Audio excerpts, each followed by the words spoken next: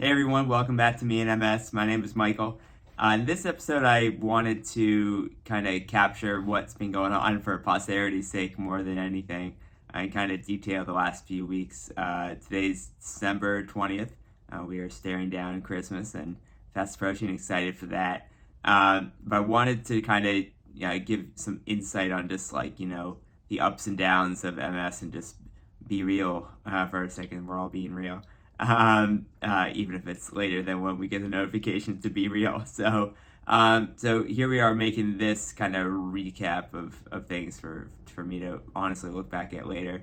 Starting off with the highlight, I finally got my Ocrevus infusion on November 17th. So definitely had a good upswing before Thanksgiving, and felt pretty good to be re-topped up with my juice, and that steroid that comes along with it definitely helps your ability for at least for a week or two.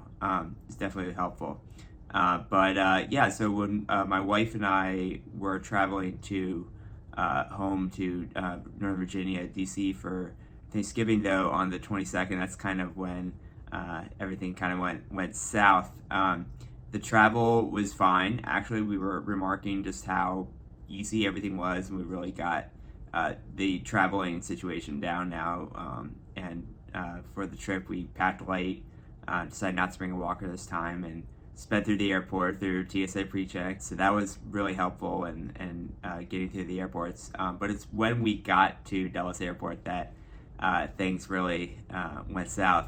We were outside waiting for my parents to pick us up, and we had been off the curb just so we were ready to go. There was a lot of people, of course, the week before Thanksgiving. But plans changed, and so I was, of course, in my folding power chair. And when my wife pulled me and my chair back over the curb, which we'd done time and time before, I heard a big snap in the front left wheel, and I knew that was no good. And the front left wheel was then off. The caster was off kilter, and the chair couldn't turn right and everything. So I knew that was going to be a problem and would have to be fixed one way or the other. But we were able to make it to the car and get into the car and all that. It's when we got to my parents' house in Virginia. I was going down the side, slope to the basement where our basement suite is when we go home, with everything right there and no stairs required. Going down that side yard, the back left part of the chair just let go. And by the time we got down there, I was sitting practically on the ground on the wheel. The frame had just snapped. So the chair was out of commission, and I was then relegated to being pushed around and not being able to be independent, getting around the house for the night. So my dad, my brother, and I all snapped into action of, all right, well, what are we going to get in the meantime with this broken chair, and how to figure that out. So we called a few local Northern Virginia places to rent some scooters in the meantime, so I could get around a little more independently. Definitely recommend going to and talking to Grace in Motion, which I believe is in Vienna, Virginia. I think my dad picked him up from there. And we rented a power scooter and a manual wheelchair for when the power scooter couldn't get into somewhere. So I had these two things, but I was going to be home for the next week. But it was still I was just totally thrown off. Sitting in the scooter was like one of the traditional, hands in front steering sort of scooters to get around, and had a really hard time going at an angle of the ramp getting into the house. So that was an issue. So I mostly stayed in the manual wheelchair for the week, but just not having used it, it was also kind of more of hospital wheelchair, if you will, that you're being pushed around in rather than using to propel yourself all the time. It was super difficult to move around and super uncomfortable to sit in for the day. So I was definitely kind of just knocked on my butt since then for the holidays and afterwards. with all that said, I always count, as you know, probably at this point, I always couch the negative with the positive, and I don't want to overlook that. Thanksgiving was great. We had my wife's parents up to celebrate with my side of the family, my parents, my brother and sister-in-law, which is awesome. They drove up from Atlanta, and it was great to have them part of the festivities. And my dad and my father-in-law both kind of snapped into action to try to come up with a temporary fix-it for my chair, which was a valiant effort, but even they knew it wasn't going to be the be-all end-all. But it did work one night, I will say, when we went out to dinner. So thanks, Dad and Mark, for that. Definitely worked out. But yeah, over the next week, another highlight, but also a light, but highlight. I have my biannual, or I forget what they call it, every 6 months appointment at NIH to check in with the team there, which went well. Everything checked out. I was stable, so that was good news. I'll catch you up more on that at another time. I think try to keep this as focused as we can. It's already pretty long wielding, but yeah. So I mean, I was up, kind of at the mercy of everyone to move me around for the week, returning to Charleston the Thursday or Friday after Thanksgiving, after we went to NIH on Tuesday and Wednesday following Thanksgiving. So and traveling back was even less independent than and hard than usual. Just having one of the wheelchair pushers in the airport push me through Dulles, and Dulles is the worst. It's one of America's busiest airports. It is incredibly spread out. Every turn was just, every time we turned a corner, it just opened up to another, long hallway to get to where we were going. It must have taken the whole check-in. Security took a while, and then getting to the gate, it must have taken at least 45 minutes. So, then coming back to Charleston, we went out to eat with some friends on Saturday night. It kind of started to feel a little tickle in my throat. But just decided to see what that developed into. The next day, it was Sunday, and I woke up and was not feeling very well. We both chalked it up to maybe being like a sort of, because we had a nightcap drink on when we got home, so maybe feeling that.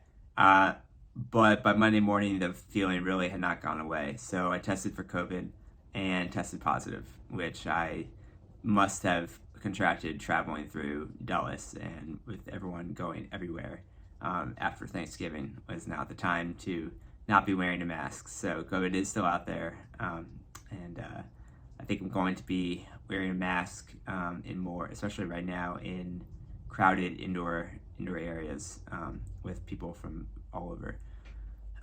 So yeah, I had to deal now with COVID and was pretty much on the couch for a few days, but this is the second time I've had it, and I'm all fully vaxxed and all that. I was a little worried having contracted it so soon after my Ocrevus infusion with my B cells being depleted, but I found last time that just taking regular Tylenol and forcing the fluids really helped me, and it was the same this time. Just kept that up and rode it out for a few days, and I was feeling a lot better. I was still testing positive for about a week after having contracted it, but I'm all through it now. But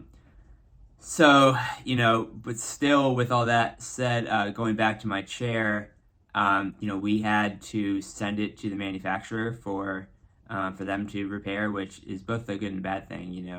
On the one hand, if you go on Amazon, you can find these folding power chairs for usually between $1,000 and $2,000. But the problem if you go onto there and just buy a chair is you're probably not going to have an easy time repairing it if it needs to. It's a piece of equipment that needs a proper investment of time and energy and quality of parts to make sure, because it's not like everyone knows how to repair these things with their different parts and all that. So I bought it from a company called Fold and Go in Texas. I'm gonna have more on Fold and Go on the slate for next year. But we got on a call with them, and she said the frame probably not only cracked from pressure from the front wheel being out of whack, was most of my theory, but she also said that they see this a lot with airline travel of a chair just being mishandled and misused, and a hairline crack developing in the frame. Also, I've had this chair for like a year and a half, 2 years. Yeah, no, 2 years now. So I have used it hard, and it's been the only thing I've used. Not having a traditional power chair. So it just bit the dust at that point. So anyways, we had to send the chair to them, and because of a UPS mix-up, it took a week to pick the chair up. Then the chair got to them for repairs, and they did that pretty quick. And the chair is currently en route back to me to arrive tomorrow, the day before we leave for Christmas. So again, by the skin of my teeth to get these things done, but fingers crossed that everything's going to be on time. It seems to be. The chair is currently in Columbia, South Carolina. It's starting in Texas, so I'm fairly confident, knocking on wood, that it's going to get here tomorrow before we have to leave and pack up, and I'll at least have that and back to my normal movement around as we're out of town. With all that being said, thanks for listening to me. I don't know, complain about things. I try not to complain about much, and at least try to keep it all. I guess if I was trying to think of like what the theme, or if there was any sort of lesson learned from all this, or advice to give to you watching this, and I don't know. I think it's really just keep it all in perspective. Yeah, this was not a really fun few weeks to have to deal with and get through, but light is at the end of the tunnel, and there were plenty of highlights on the way. So I have a lot to look forward to. I'm also, as the day is, I'm getting my brand new kind of big deal power chair delivered to me tomorrow, which I owe you all an update on that too, which I think I'm going to probably log off here and film back, because that's been, of course, the continuing story, and here we are in December, finally, fingers crossed, getting it tomorrow. But yeah, thanks for watching and listening, and maybe some of this hits home of you having to deal with similar setbacks, and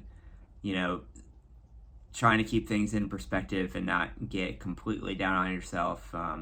It's tough, and I try not to waste everyone's time with going into just complaining on these things.